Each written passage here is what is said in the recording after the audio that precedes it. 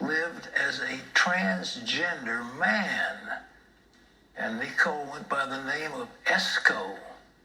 He was her drug-dealing, partying, violent alter ego. Then one day, Nichol got hit from behind with a hammer, and soon Esco was out of commission forever. Watch that. I think I was just looking to have a good time. I was young and I felt adventurous. Looking at these videos and photos of Nichol Collins from a few years ago, it's hard to recognize the woman she is today. That's the heart of Nichol's message, that through God, real change can happen. I personally prayed a genuine prayer, and I said, Lord, please don't allow me to look like where I came from. For 20 years, Nichol was a lesbian and transgender man. Back then, she went by the name Esco in the clubs and the streets of Los Angeles, where she was known for partying, violence, and drug dealing. I had what they call street cred. I had people that would do things for me. It was a lot of a power trip and a mindset that I had, kind of like a alter ego. It seemed to help her leave behind the rejection she once felt. Nichol says she was 5 years old when a family member began to rape her.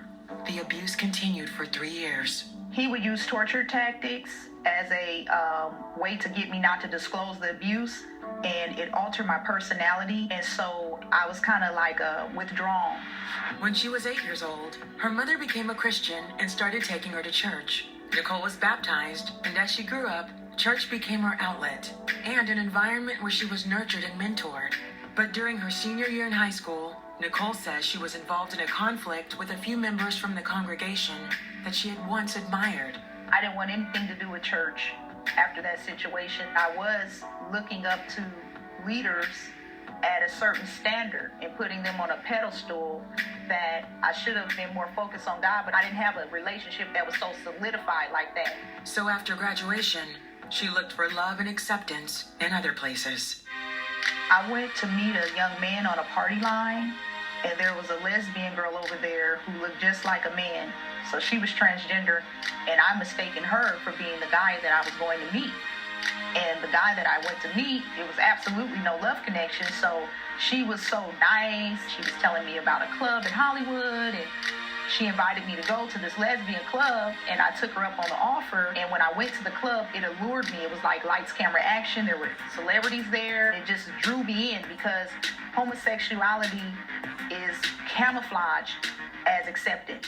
Within 3 months' time, in 1995, she dropped out of college and began embracing a new masculine identity and same-sex relationships. I was always very insecure about my body. I didn't have curves.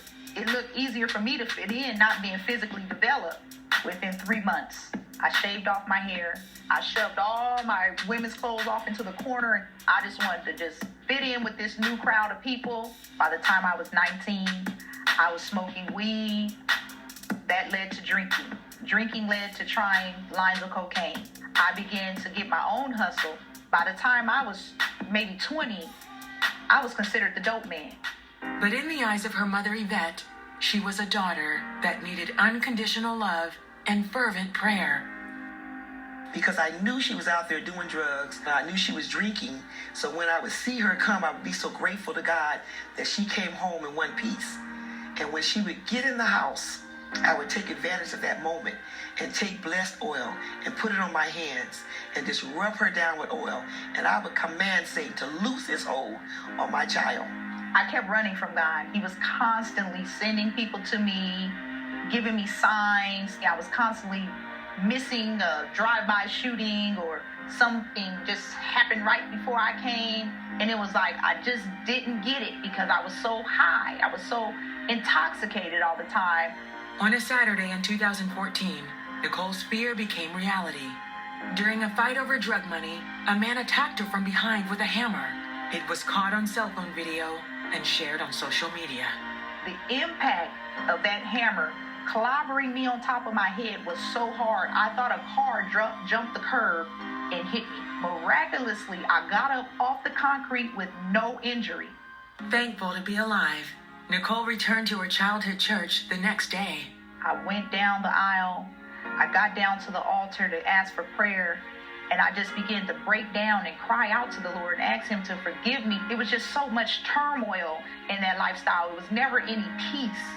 And I was lacking the peace that I once had, that relationship with my Heavenly Father that I was gravitating back toward. All the self-guilt, the condemnation, all of the rejection that I experienced, the Lord began to heal those hurts. Nichol says she is completely delivered, but her transformation didn't happen overnight. First, she started attending church and counseling. Then, months of prayer and fasting. Because some things only come out through prayer and fasting. I went back to my first love, which is Jesus Christ, and I began to hunger and thirst after his righteousness, and he began to fill my cup and build up my self-esteem and my confidence and make me feel good about myself. But God has changed her heart, her appearance, her mindset. She's preaching the gospel. I would say to that parent, don't ever give up. Get on your knees and pray to God, because God is the only one that can change a person's life. And Nichol says she's proof that the power of prayer prevails. Today, she's a confident woman who finds acceptance in God. Nichol has authored several books sharing her experiences.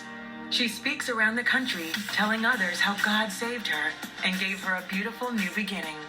It means the world to me that God would beautify me. God is a deliverer.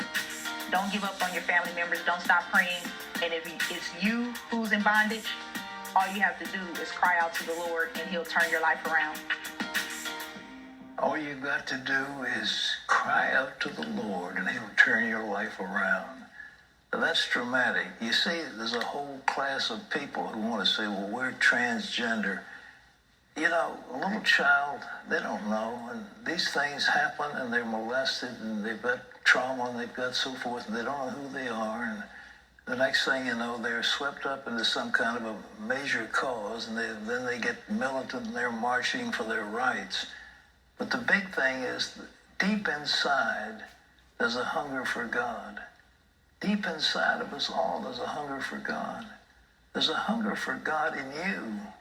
You have a hunger to know the Lord. And as Augustine said it, and I say it again, our hearts are restless till they rest in thee.